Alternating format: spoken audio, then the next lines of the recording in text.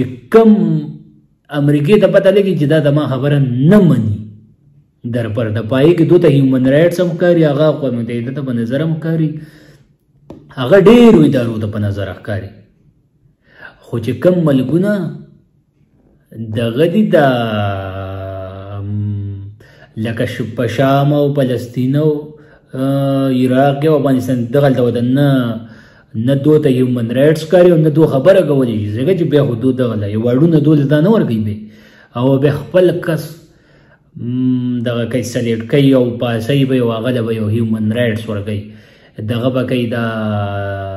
انعام به ورله ورکوي لکه ملاله یوسفزۍ چې د سوات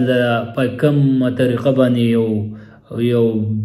غټ ګیم باندې اوچته کړله او بوی تله اوس ملاله انټروین تاسو وګورئ چې زه د پاکستان وزیر اعظم جوړېدل غواړم لکه چې هغه هر انټرویو کې تاسو کته